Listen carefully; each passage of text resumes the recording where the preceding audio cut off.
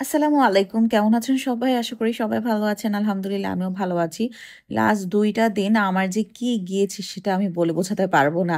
তো আমি ফার্স্ট এই শুরু করি গতকালকে থেকে। সকালবেলা ঘুম থেকে ওঠার পরে আমাকে বের হয়ে যেতে হবে যেহেতু সারাদিনের জন্য এবং আওয়াইশার স্কুলও আছে। তাই আওয়াইশার নাস্তা, টিফিন, আমার নাস্তা সবকিছু রেডি করতে হবে। তো আজকে আমি টিফিনে ওকে দিয়েছি একটু এগ স্যান্ডউইচ। এটার জন্য একটু ডিম সিদ্ধ ছিল সেটাকে আমি মেয়ো দিয়ে মিক্স করার পরে জাস্ট একটু গোলমরিচের গুঁড়ো দিয়েছি। আমি কোনো পেঁয়াজ বা কাঁচামরিচ ইউজ করিনি। খুবই সিম্পল ছিল। আর অনেক সময় দেখা যায় যে টমেটো সসটা ইউজ করি। বাট এই মেয়োটা এমনিতেই এত ফ্লেভারফুল তাই এক্সট্রা ভাবে অন্য কিছু করিনি। মনে হলো যে মেয়ো একটু কম হয়েছে। জিনিসটা খুবই ড্রাই লাগবে। তাই আমি ভাবলাম যে একটু ক্রিমি করার জন্য আরেকটু মেয়ো দিতে পারি। আর জাস্ট আমি ২ টা পাউরুটি নিয়েছি। একটা পুরোটাই স্প্রেড করে দিব, মাঝখানে কেটে দিব। নরমালি আমি এভাবে স্যান্ডউইচ বানাই না। স্যান্ডউইচের মধ্যে অনেক কিছু দেই। বাট যখন আপনার হাতে কোনো সময় থাকবে না তখন এত জলদি স্যান্ডউইচটা বানিয়ে ফেলা যায়। লাইক ডিম যদি সেদ্ধ করা থাকে এটা কতক্ষণের কাজ? ১ মিনিট থেকে ১.৫ মিনিটের কাজ। আমার মতো মানুষদের মতো যাদের হাতে একদমই সময় থাকে না, খুবই ব্যস্ত সময় পার করি, তাদের জন্য কিন্তু একটা ভালো স্যান্ডউইচ স্প্রেড অনেক উপকার করে। স্যান্ডউইচ এখানে ২ টা হবে এবং এতগুলো আসলে আওয়াইশা খেতে পারবে না। আর টিফিনে যেহেতু আমি অন্য আইটেমও দিব, তাই ভাবলাম যে একটা স্যান্ডউইচ দেই, বড়টাই দিব। আর ছোটটা শাওনের জন্য রেখে দিব।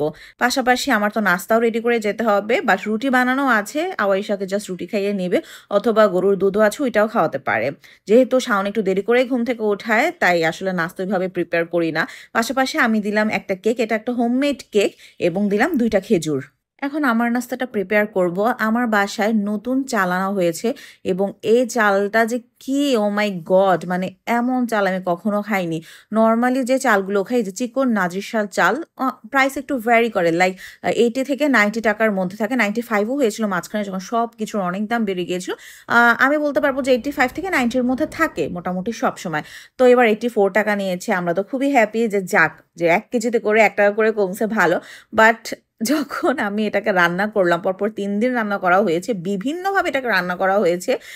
প্লাস্টিকের মতো একটার সাথে আরেকটা লেগে যায়। যখন আমি চুলায় দেই পাতিলে, পাতিলটা গরম হওয়ার সাথে, সাথে যে শুকনো চালগুলো সেগুলো নিচে লেগে যেতে থাকে এবং এটা রান্না করার পরে একদম প্লাস্টিকের মতো লেগে যায়। শাওন বলতেছে যে কাটিং বেশি হয়ে গেছে, তারপর হাফ বয়েল মানে সবকিছু মিলে অনেক কিছু। আমি তো এত কিছু বুঝি না। আমার কাছে মনে হচ্ছে এটা মেবি পিওর প্লাস্টিক। যাই হোক ওই ভাতগুলো আমি খেতেই পারিনি। এগুলো দিয়ে কালকে আমি খিচুড়ি রান্না করে ফেলছিলাম। সাথে নিলাম একটু তেঁতুলের চাটনি আর একটা ডিম ভাজি। এখন আমি হসপিটালের জন্য বের হয়ে যাব। আর আজকে যাওয়ার পর থেকে আমার আসলে অনেক কাজ, এজন্য খুবই আর্লি গিয়েছি। লাইক ফার্স্ট এই খালি পেটে আমাকে একটু ব্লাড দিতে হবে। আমার থাইরয়েড যেহেতু আনকন্ট্রোলড হয়ে গিয়েছিল এবং তার জন্য আমি ডোজ অনেক বাড়িয়ে নিয়েছিলাম। তো আবার রিপিট করতে হবে। পাশাপাশি সিস্টের জন্য আমার কিছু টেস্ট আছে। তো সবকিছু করার পরেই আমি উপরে উঠলাম। আর যাওয়ার পরে আসলে সব হ্যান্ড ওভার নিয়ে, ফলো আপ দিয়ে, রাউন্ড দিয়ে মোটামুটি সব কাজ করার পরে আমরা ছুটি লিখতে বসি। ছুটিটা আমরা একটু পরে লিখি।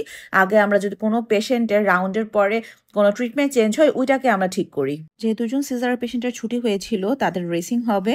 তারপরে একটা গুড নিউজ পেলাম, আমাদের একজন নার্সের বিয়ে হয়েছে। তো রাজবাড়ির চমচম নিয়ে এসেছে বাড়ি থেকে। এটা এত বেশি মজা ছিল।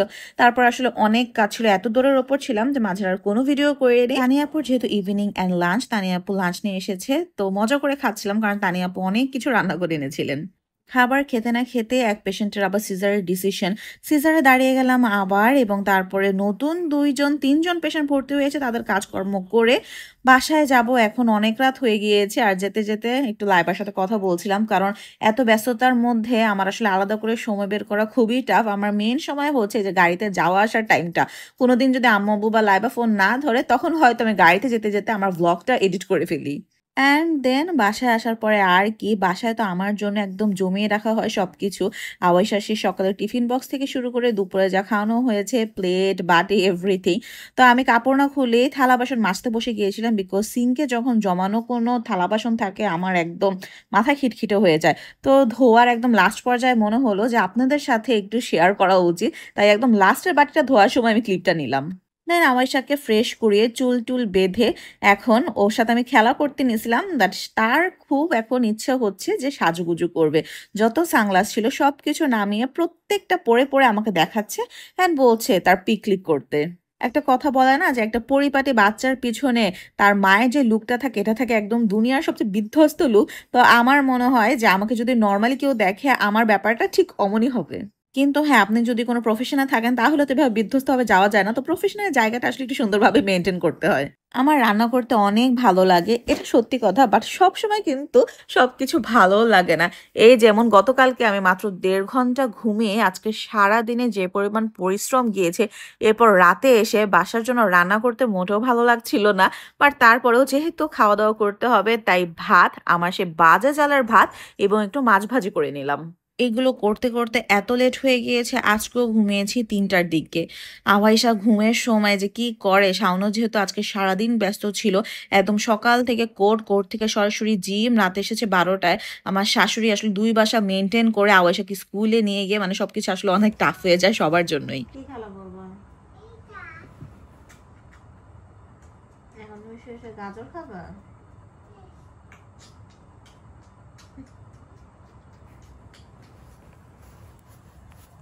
এই আওয়াইশার সাথে গল্প করতে করতেই রাতে একটু ঘুমালাম আর তো ফজরের পরে সুন্দর মতো পরিপাটি হয়ে চলে গেলাম আবার ডিউটিতে।